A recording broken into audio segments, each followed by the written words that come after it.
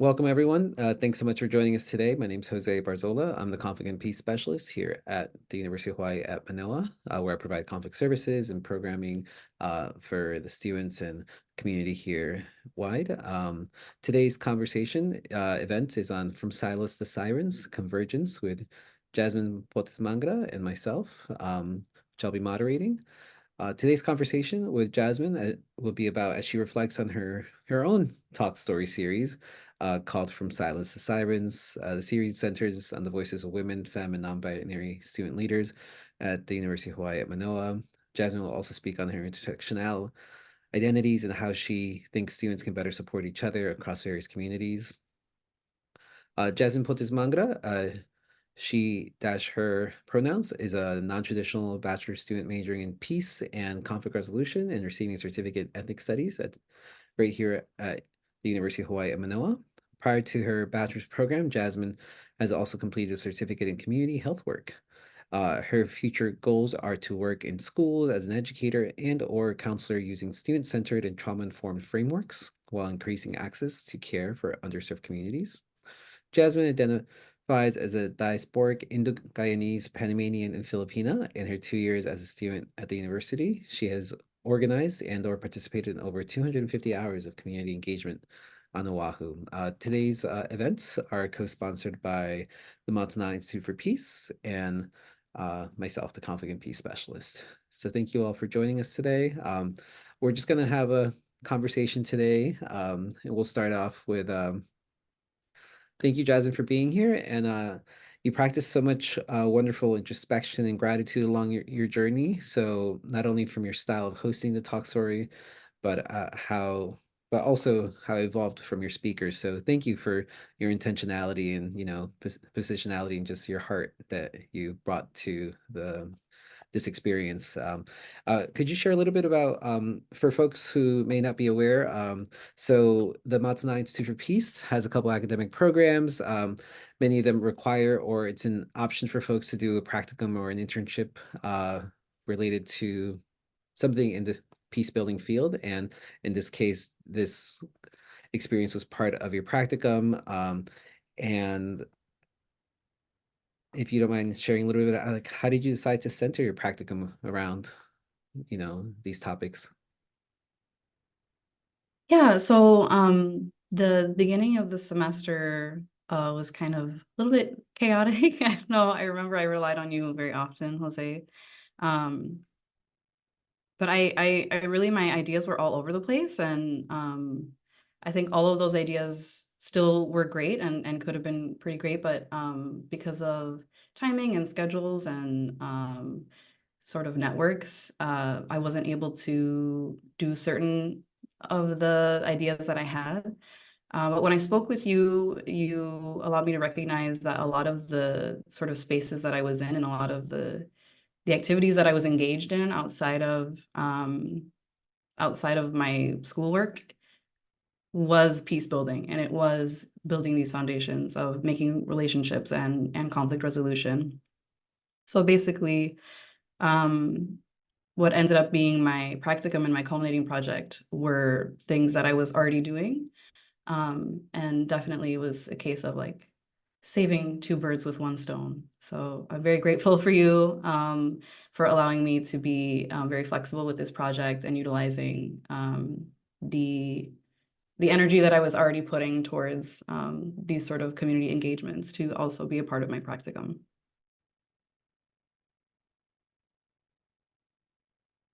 No, thank you. Honestly, I think many times we tend to do what feels right, what's right, what we're passionate about, and um, without thinking about how it can converge or get weaved into many other aspects of our life. And so I'm glad we were able to have that open conversation and kind of narrow down your interests. Could you share a little bit about what you've learned from your, you know, I think how I defined I was like, well, how about we focus on, all this activism and your focus in passion for social movements and social justice journey. So could you share a little bit what have you learned from your activism and social justice journey so far? I Yeah. know there's much more to come. future, yes. Yeah, I would say just regarding this semester, I would say the thing that really stayed with me the most is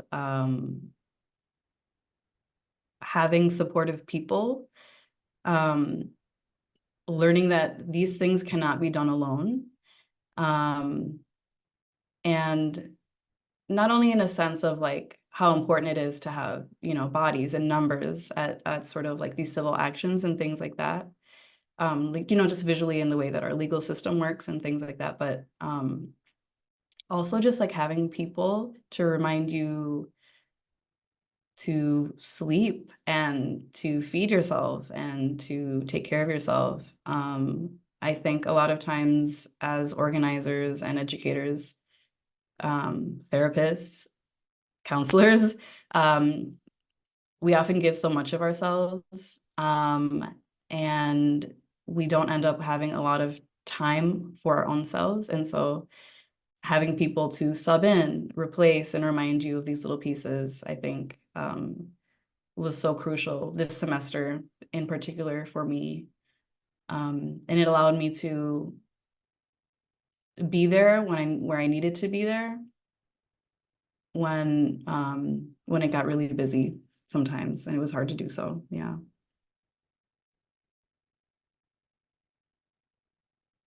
Thank you. Um, could you share a little bit further about so from Silos to Sirens? I love the title. What was the goal from Silos to Siren? What inspired it? What did you learn from this journey of Talk Story? Mhm. Yeah, so yeah, I really didn't know what I was gonna do for my culminating project for the first 2, 3 months. It was a lot of spitballing, a lot of talking with my friends, both here and back home in Minnesota. Um, and actually it was sort of a culmination, no pun intended, of all of their ideas, really. I actually have a friend in the crowd, Griff, who's doing a podcast currently. And so I had kind of had that in the back of my mind because we had been talking about it. And then I remember there was a day that I had a phone call with my sister, and she was spitting like all these ideas out. And the funny part is that I didn't end up going with any of those ideas. They were all great. Um, but just the fact, something about that conversation that I had with her, like after I ended the call with her, like within a few minutes, like the synapses were firing. So like she really was the catalyst for like this thought process of like, how do I bridge my my desire to support these various communities that I've been supporting already. One of the things that was hard when it came to picking a practicum was choosing one thing because um, my whole history of all of the classes that I've been taking and all of my community engagements have been across the board with communities that aren't necessarily those that I identify with personally. And so choosing one was so hard. So this was a way for me to um, really support all of those communities at the same time, and also sort of bridging them together. And yeah, what I learned from it, I just yeah, just that stories are really important. Sharing our stories is very important, and I think the goals, one of the goals definitely was to show how sharing our stories allows us to see each other more as humans than as strangers in this strange world, just like existing on this planet in space. Like, no, we're all people. We're mothers, we're sisters, we're sons, we're brothers, friends, parents, teachers, students. We are all of these things, not just faces or numbers. And honestly, I genuinely, I also wanted to, I noticed that people often ask me like, oh, what is BSA or what is Sister Circle? Or, where is LGBTQ plus center? I didn't know we had that, you know? So this project definitely was also a way for me to sort of like be able to refer people or future students that these spaces do exist and to definitely utilize them, because I think I'm very fortunate and very privileged to be able to know about all these people and groups that exist on campus, but not everybody is aware. And so I definitely wanted to sort of like disseminate that knowledge. And then I would say like my third goal also would be to genuinely, like, the folks that I ended up having conversation with are really like my heroes. And so selfishly, this was a way for me to have, a one-to-one conversation with them. Um, because we cross paths often and we collaborate a lot, but we don't always have a time to like sit down and like get to talk to each other. And I really feel like these people in particular have really done so much for the University of Hawaii as an institution, that their work totally deserves to be recognized. And that was something that I hope that I was able to do with this culminating project, was to give it a level of more permanence, so that all people could see how we benefit from the work that they do and that they did and have done. Mhm.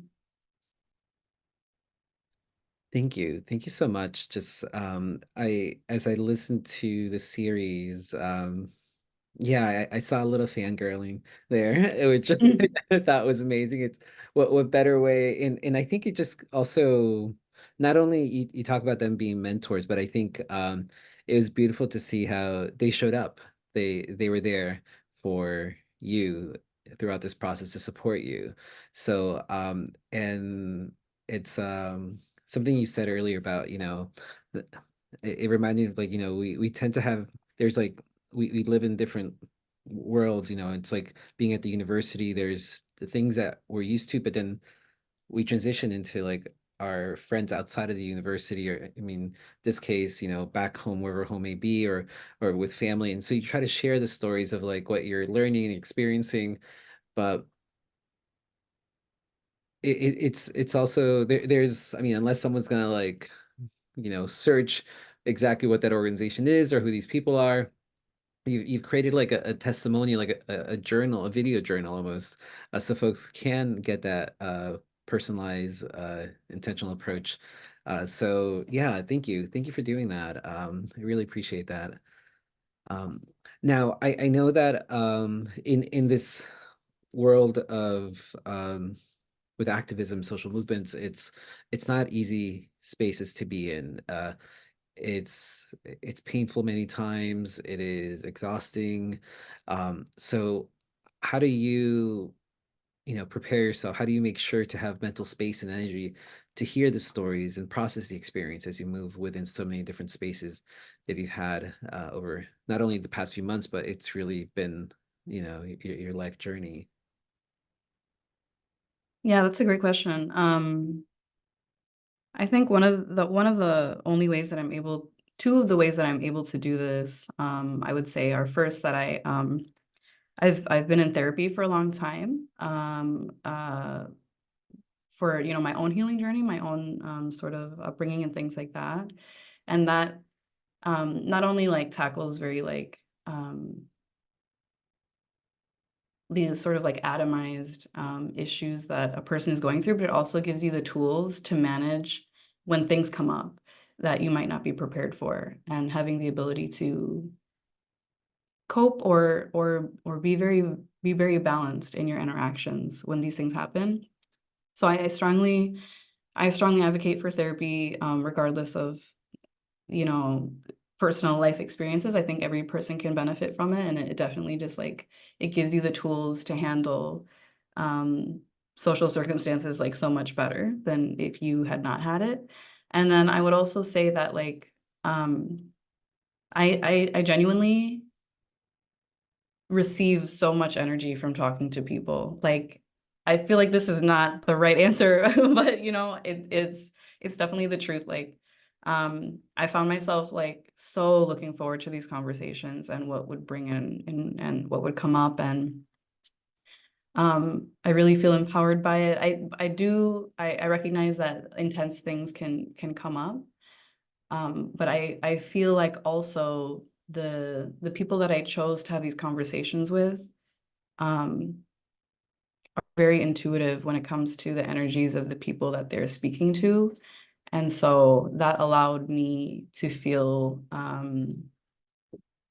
that allowed me to feel like safe and protected in conversations that could end up, becoming quite intense at times.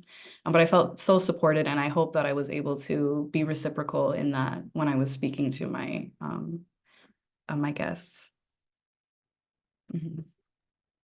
Thank you. Thank you so much for highlighting the importance of therapy, the importance of the community, and um, yeah, I mean, I think you could definitely. I mean, I felt the intentionality and the care in your conversations, and uh, sometimes it almost. I wish that I was like, oh, it's only an hour. I want to listen in Mhm. more. I want to Mhm. learn more from you both.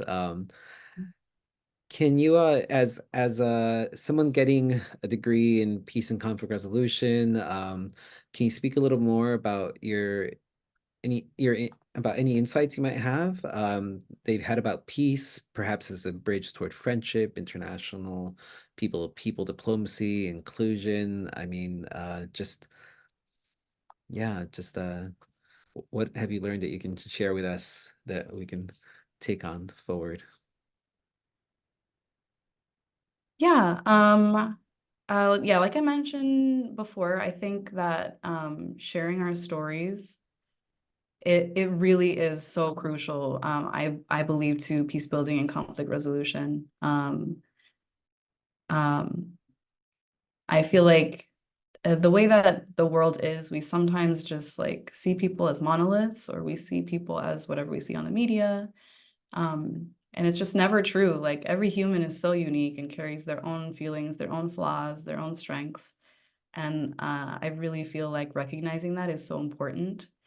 Um, I hope that what people take away from the conversations that I had is that you do feel encouraged to reach out to folks and have conversations with folks that don't look and talk like you.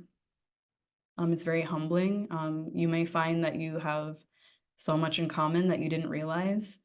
And then even if you don't, like learning to exchange kind words with people that are different from you is a wonderful thing. Sometimes a thing that is required to be practiced in the world that we live in, when we often feel estranged from each other, especially in this increasingly like technological, world.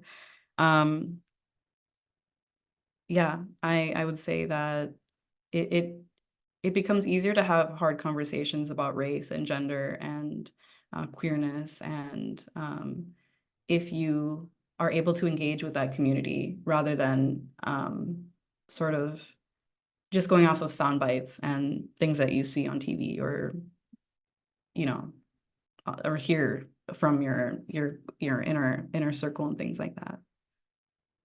Mhm. Thank you, thank you. um so could you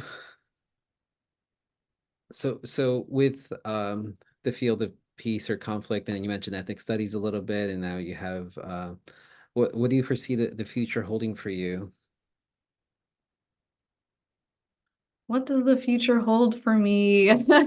I mean, it's not so much like what do you d- don't think of it so much as like what are you doing next week, what are you doing Yeah, next yeah. year?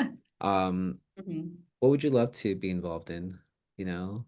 And it doesn't have to be specific details of. Mhm. Yeah, I hope good things are in store for me. Yeah, I think I am very excited to start this new chapter of like post back sort of adventures. Um, I think the concrete sort of immediate answer would be that I will graduate on Saturday, and then which is also my birthday, yay.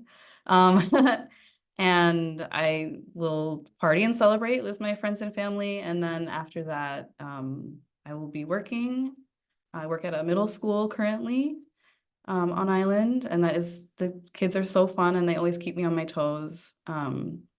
I want to really use the time to like do some radical relaxing, rest as resistance, that I need to catch up on over the past few months.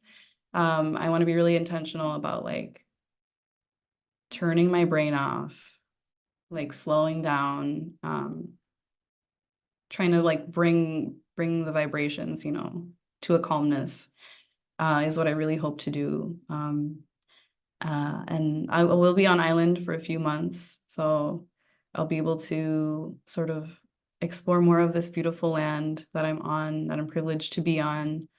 And yeah, and then I'll head back home late summer, and I'll be going back to the transitional high school that I worked at, which serves students with disabilities 18 to 22.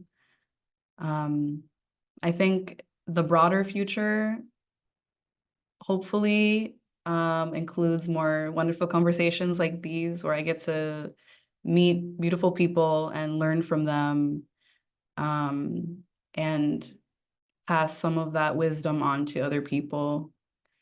Um, I think another piece that people that I don't necessarily always bring up with people is that I really do have a mental health focus, um, especially with at-risk youth and our houseless individuals.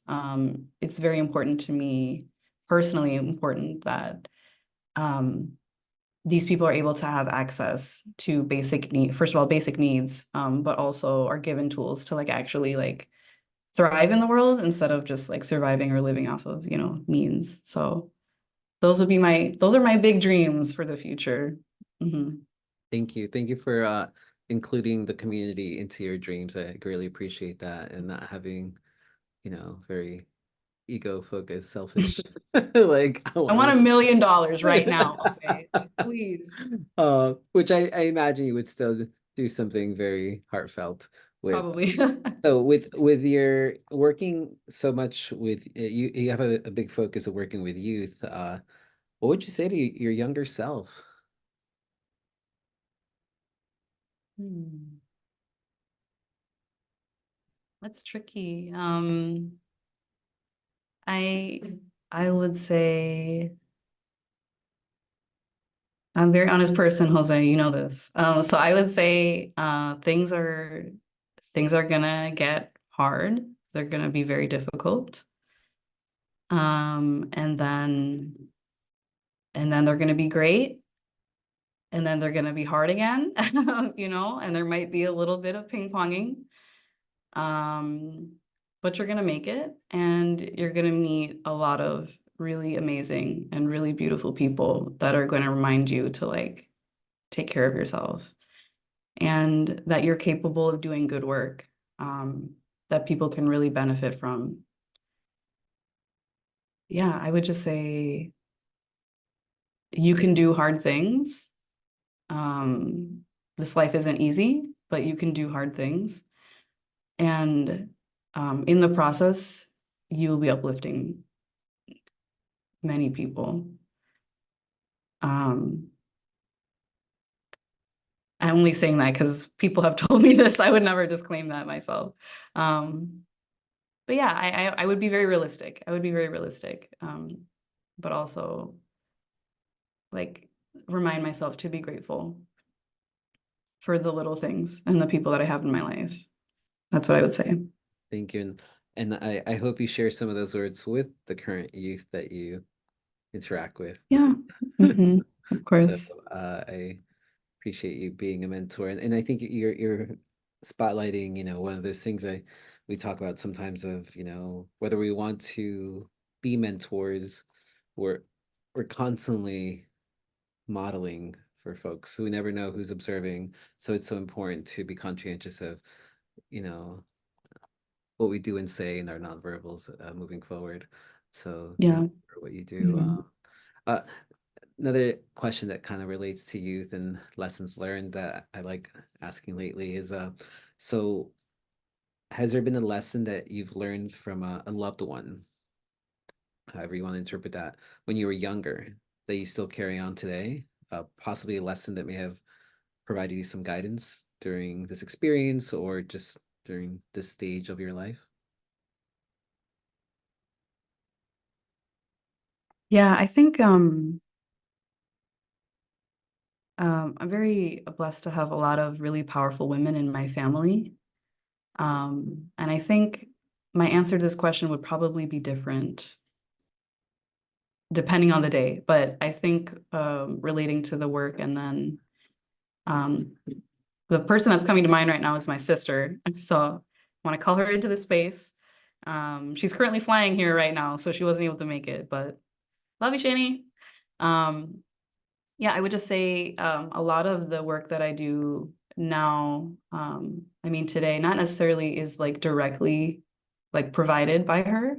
Um, now these at this stage, we're now like very much reciprocal with the projects that we're working on and things like that. So it'll be, she might have an idea or I might have an idea um, of ways that we can support movements as they occur. But when I was younger, um, she definitely was very formative to a younger me who like I wasn't always sort of like exposed to the sort of like ideas that she had. She's always been like very radical with her ideas in terms of like radical acceptance, radical love for humans and the human experience.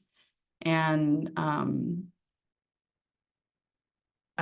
don't think I ever told her this necessarily, but it was very important because I would see how she would engage in community and always coming correct and sort of acknowledging the space that she's taking up, the space that she's providing. And for me, growing up to see that was very important. And it really does inform a lot of the ways that I build Pilina and relationships with people today. Um, and the work that I choose to go into, definitely. Yeah, so I'm very grateful for her for that. Thank you. Thank you so much. You've kind of alluded to this a little bit, but I'll still ask just in case. One of the questions I really love that you would ask a lot of the folks, actually, I think you asked everyone, is like, and I like the way you phrased it, how do you make time and space for your joy? Yes, this is my favorite question. Everybody should be asked this question because it forces you to think about it.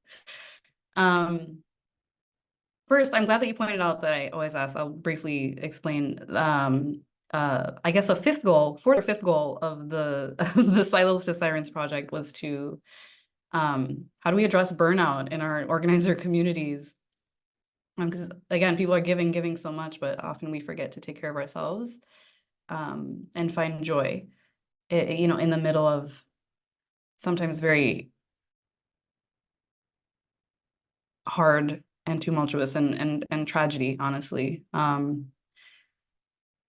And for me, I think coming into this space and this age that I'm at, I'm really learning, like I'm understanding myself in a way that I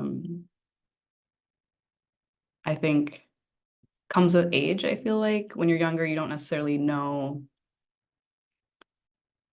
all of your boundaries and things like that. But for me, I am understanding that like I'm an introvert.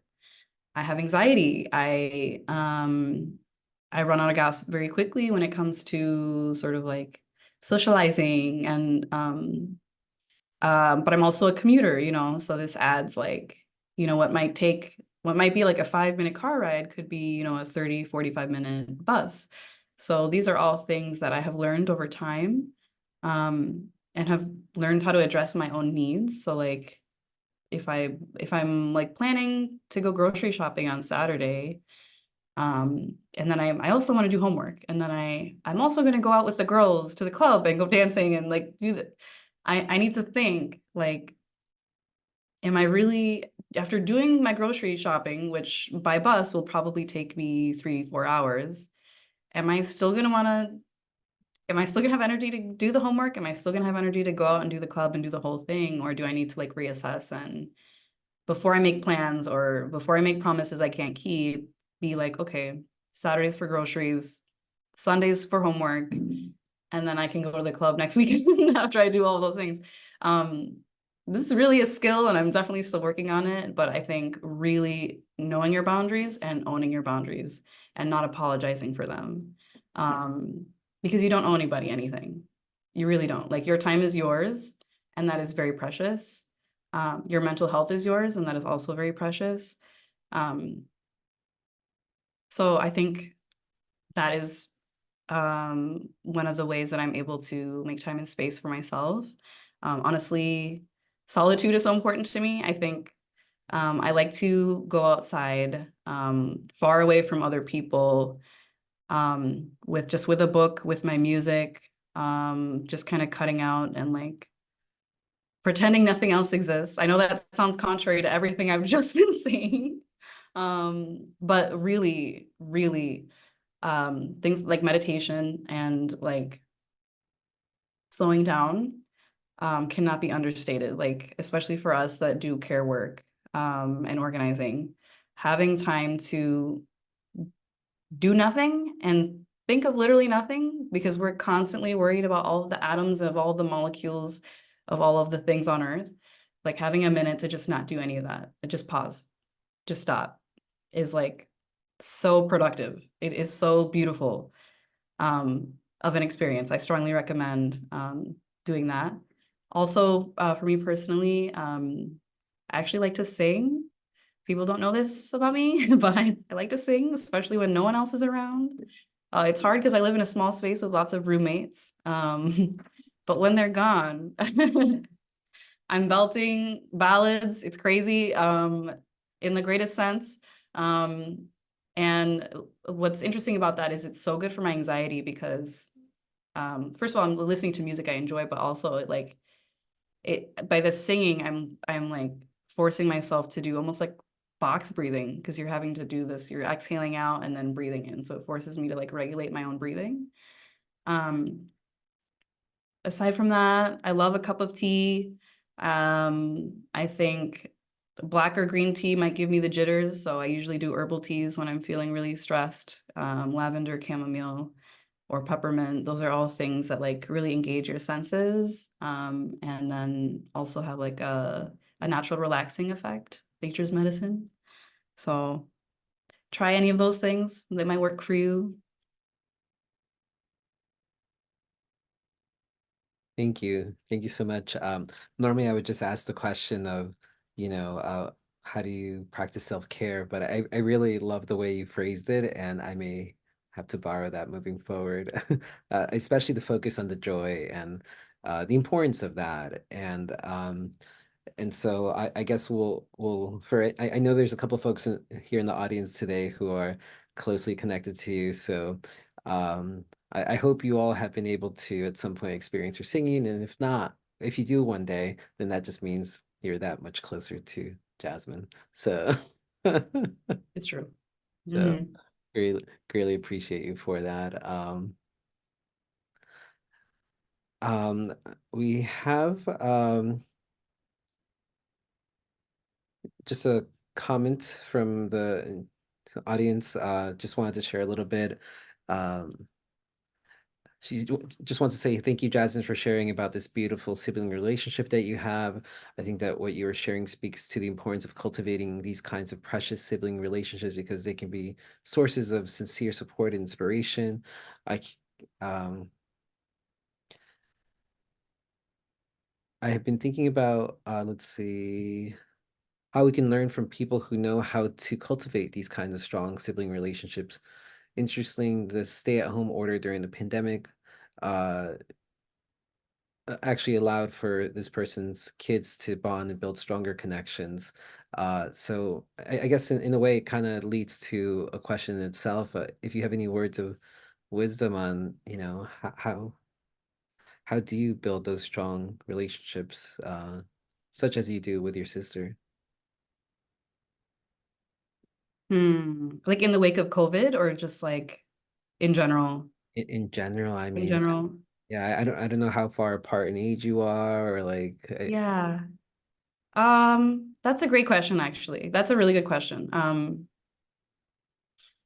I think The interesting part to this is that I have other siblings as well. But I'm definitely not as close to them necessarily as I am with my sister. If y'all watch this, I know you're gonna him and ha, but I love you all, I promise. Um, but Just sing for them. Just sing for them. It'll be okay. no, they've heard my singing too much. They're over it. Yeah, I think that I have two answers to this. A systemic one, and then I have a personal one. The systemic one is that I feel that there should be more education around child and family development. I feel very strongly that we don't teach our kids to love each other enough. I've seen this in a lot of families, my own family and friends and things like that. Families of families, friends of families. Um, it really is important because this is a skill that you will take with you wherever you go, like learning to share what you have instead of being hoarding like everything that you have for yourself, and learning to like respect each other and be kind with your words to each other and protect each other when things get hard. Um, these are all skills that are so formative, but we don't necessarily teach them to our children because we think, oh, they're siblings, they hang out all the time, they'll be best friends. But it really doesn't work like that. Like there's modeling everywhere. They go to school, they go to different places, they hang out with different aunties and uncles and stuff.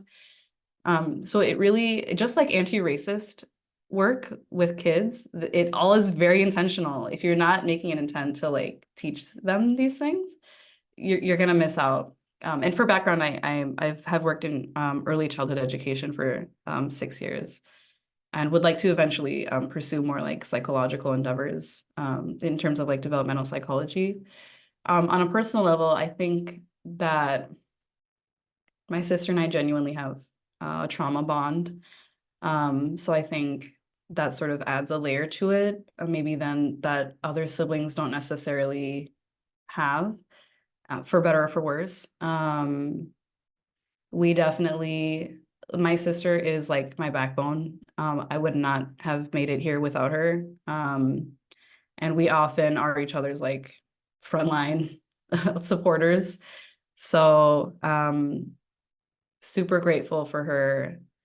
And I think as adults, maybe if you don't have that trauma band, or maybe you don't have that sort of relationship with your sibling, but you want to have that relationship with your sibling, it takes a lot of work, like especially if you don't have that foundational stuff from your childhood. But it's so possible. I've heard of like siblings reconnecting in adulthood, where they rarely talked and now they go for coffee every week or they go to the arcade. So I would just say like lean into your joy, lean into the things that you used to geek and nerd out about like when you were kids, like Teenage Mutant Ninja Turtles or something like that. Because that's definitely what brings all of my siblings together is video games and like anime and like low stakes environment, where we don't always, it's less likely that we'll get into some sort of like tension or things like that. That would be my very long answer to that question. No, thank you. Thank you so much. It actually, yeah, I think I'll read some of the comments right now before I say some words. But someone in the audience talked about sibling relationships create opportunities to get to know our bloodlines. It reflects upon our upbringing, sometimes good. It gives insight to self-growth amongst the family dynamics. Cultural practices can help in our bonding process too. Um, Mhm. the relationships is a portion I wanted to share about how you may have heard me talk about, how do we develop some healthy, positive relationships. And I sometimes just give the example of like thinking about how many times do we so when have a debrief, have a conversation after shared experiences. We go to the movies, we go to an athletic event, we talk about it either during it or afterward. But then thinking about what other shared experiences do you have that you don't have conversations about, which are missed opportunities to build those relationships and sometimes we don't because it's not the norm or it's a difficult conversation. That's really kind of what it many times comes down to. It's an uncomfortable one.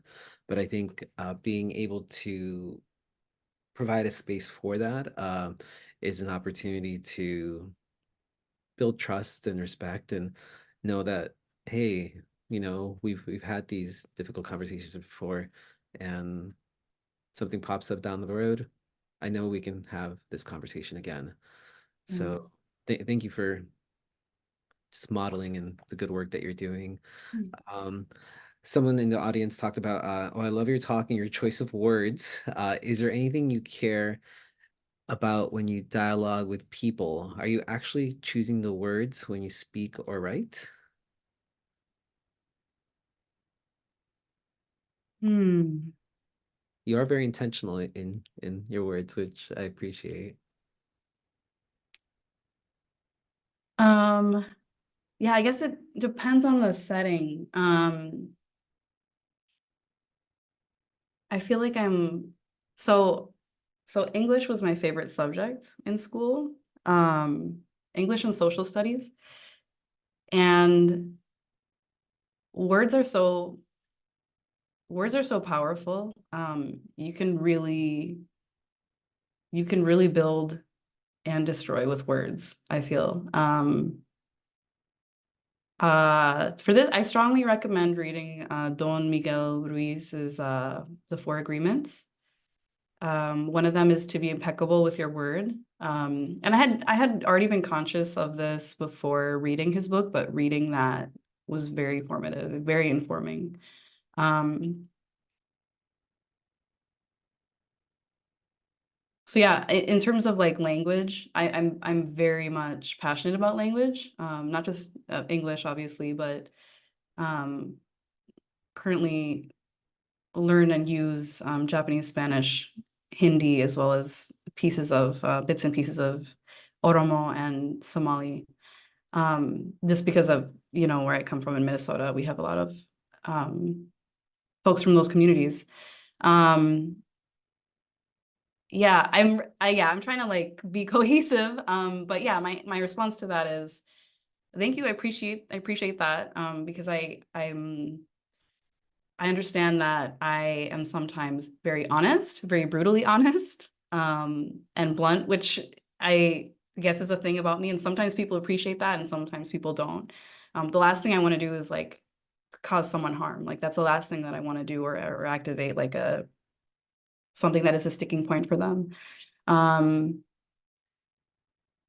and this is why I appreciate like written word and like speech writing and things like that, as opposed to like off the cuff sort of speaking environments. Because my anxiety and my nerves causes my brain to become very small and like not literally, but um just the synapses don't fire quite as quickly and I'm likely to say something that might not come out the best way. So, but again, I think having conversations with people and making mistakes once in a while, it's just like language learning. If you don't do it and be okay with making mistakes, you're never going to be able to like come full circle with it and be like really comfortable with using words. Um, and knowing that the words are not going to hurt anybody. Yeah, unintentionally. I love that. For a question about the the words you use, you're having you're like, wait, how do I put my words I together? can't. And I all I could think about was I know just from knowing you for some time now that you practice a lot of introspection, a lot of reflection. And even, just it's about preparation, right? It's Yeah. you talk about what you know. So Yeah. I guess that question was a bit of a curveball. So Yeah, yeah. But I appreciate it. I appreciate it. yeah. Um, just some additional comments and some from some folks in the audience. Someone saying they have an identical. I have an identical, so we were automatically bonded from birth. So my identical twin, I guess. So my parents didn't teach us how to build sibling relationships. So I was very close to my sisters, but not as close to my brothers.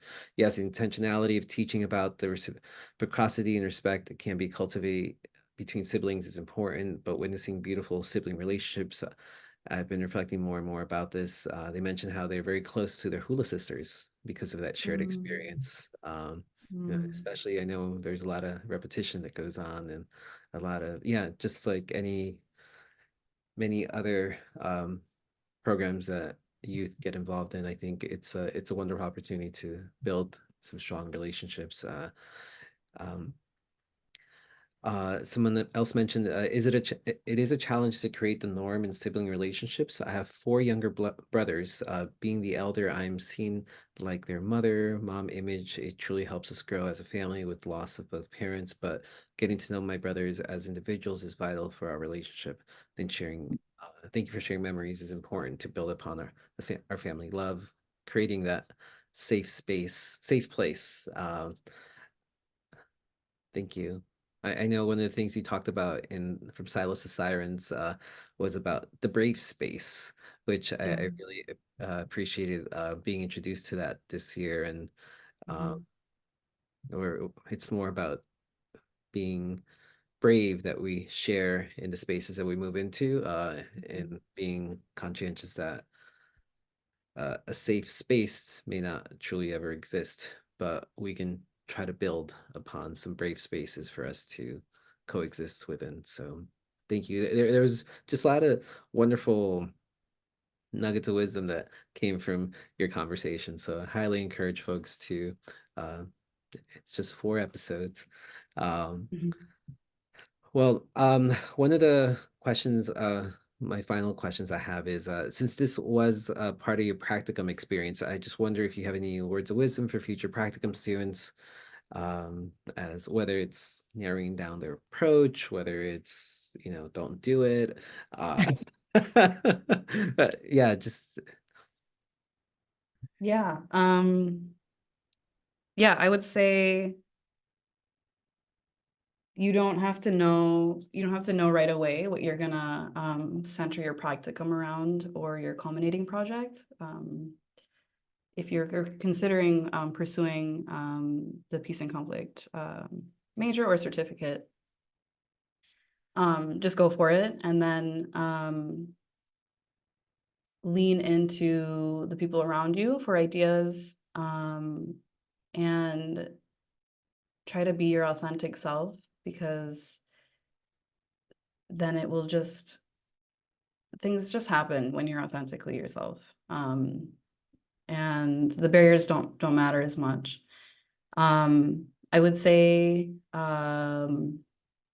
when you're looking for a site and and a supervisor, think about timing, think about your schedule with classes, and if you work as well, think about what will work realistically with what you have in mind.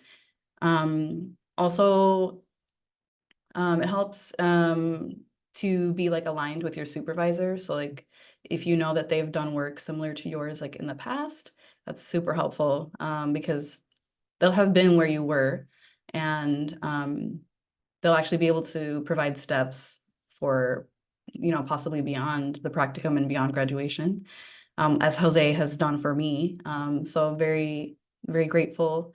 And if you're not feeling like you're having a lot of support from your supervisor, then maybe you need to go to a different site and have a different supervisor, and that doesn't make you a bad person. It just means it didn't work out, and then you move on. You move to the next thing. As my friend Oline often says, take your brilliance elsewhere. um, and yeah, I would say definitely go for it. I think for me, I had a lot of like fears and concerns around like, what do I do? Like, what can I do that's gonna create peace in the world? What can I possibly do? It was very like sort of grandiose. Um, but the reality is that if you're choosing to do this work and you're being very intentional about it and you're coming correct, it will be good work. Even if you only help one human, that's so great. Like, if I only help one human in my whole life, I can die happy, genuinely. But the concern that it's not enough or that you're not doing enough, for me, it was like, oh, my project is so different from what everyone else is doing. Maybe this is not good, or maybe I should change it. It ends up being that like choosing what worked for me was so beneficial to not just me, but all the people around me. Like, um, it went so smoothly. And the reality is that there isn't one approach to like peace building or peace education or peacekeeping or any of these things. There's always going to need to be multiple approaches. And what you bring is unique and important and should be shared. So don't worry about having all the pieces together, having the best ideas or the best methods. Everything will fall into place. So, but I strongly recommend doing a practicum or a field work or a service learning of any kind because um, it really allows you to work face to face with communities. And I really feel that um, it should kind of be a requirement for like all departments and all fields of study genuinely before graduation because um, we write about things and we research and we write papers, but um, I feel like real change only occurs when you have real interactions with the people that you write about. So, yeah. Thank you. Thank you for that. I think that's really been one of the messages we try to get across, and thank you for conveying it so beautifully that uh I had to laugh at like, how am I gonna create peace with this practicum in one semester? And Mhm. yeah, I mean it does I think seeing the feel so peace and conflict resolution, yes, it's a major, it's area of study, but I think looking beyond that to understand that it is not just a field. It is embedded in so many aspects and weaved into so many aspects of our daily life, whether, without getting into the technicalities of what peace or conflict or peace building mean to folks, and uh, but finding what you can connect to, and how is it, what is the language that you're using, um, and I think it's a great way to kind of shift your perspective around, especially, at least being conscientious of what positive peace is and how we're doing that on an everyday basis, how everyone we come across is a peace builder in their own way. They may not know about it just yet, but they are. Mhm. And they have been doing this for, it's not that they're going to be a peace builder, it's that they have been one for, at a very young age, from just the simple act of sharing. You share a snack, you share, Yeah. I think about youth, and they're so open to like, hey, you want to play, you want to become friends, like that's beautiful right there, developing those healthy relationships. Mhm. Um, thank you for that. I just want to thank you for your just beautiful compassion, empathy, and love that you give to everything you commit to. You've truly leaned into all your interactions with your full heart. I have really appreciated our conversations, even before our practicum. I always like, this is going to be a good day. It Mhm. was so refreshing, inspiring. So thank you. And I was reminded a lot this year of how language can be limiting to how we express our full emotions. And so thank you for dabbling and being knowledgeable of different, languages, and especially the English language can be very limiting. Myself Yeah. as a second English language speaker, and as I meet other folks as well.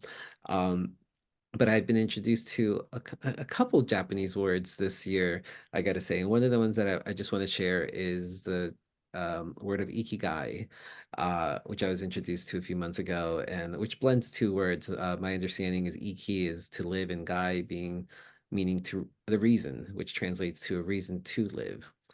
So it's the concept that encourages people to discover what truly matters to them and to live a life full of purpose and joy. And what I loved about it, it kind of went back to that, the joy. And I see the intentionality in your purpose and joy in what you're doing. And is although it may seem, and I know there's a little bit of anxiety, and I've heard you talk about it of like, what am I doing with this? Where's this going? Mhm. Just rest assured. I mean, things have worked themselves out. Yes, you have done lots of great hard work to make it work out. But in due time, whatever the next stage of your life may be, or multiple stages you're going to, it's going to be. okay, because it has been okay. And you talked about the waves of life, the ups and downs, and so uh there's a lot of good stuff on the rise. So thank you for showcasing us exactly how to do that. I look forward to continue to explore collaborations with you and however that may evolve and cheering you on in your achievements in life. So thank you for bringing us along on your peace building journey so far. Thank you today. Yeah, thank you. Can I have some final words here? I don't want to take up, Please, by yeah. all means, the floor is yours. So many things. I hope this lovely person has been sharing about their family. Oh, there's so much there. But I really believe, and I think I didn't mention this earlier, but like for me, my peace building focus is within. Like peace comes from within, and then it extends to everyone around you. So um your health and your wellness is so important and should not be taken away from you. And it makes us so much more capable of loving ourselves and loving the people around us, even when they do things that aren't super pono, aren't super um, savory around us. We're able to handle those moments, like we learned in the transformative justice workshop that we attended a few weeks ago. Um, and this whole project has really just been a continuation of a journey that I started 2 years ago when I first came to the island, of understanding my positionality in communities, in different communities, and especially on this Aina and on this land, understanding my positionality and my privileges and how I'm able to leverage those to actually like support the people around me. Um, I'm very thankful and very grateful to Jose for being like constantly supportive of me, like from the second I landed. I feel like you've always had my back, and I'm super grateful for that. All of the people in the audience, I love all of you guys. I don't know some of you, but I love you anyways. But I really could not, all of this journey to getting my bachelor's degree has been long and arduous. Um, at times very emotional. But I'm very blessed and very privileged to have all of these beautiful people in my support network. And I really hope that this project and this practicum has inspired people to have more conversations and to really lean in to your identities and what makes you you, and being okay with that, and sharing that with all the people around you, because I think that's what peace is all about, really. Thank you so much.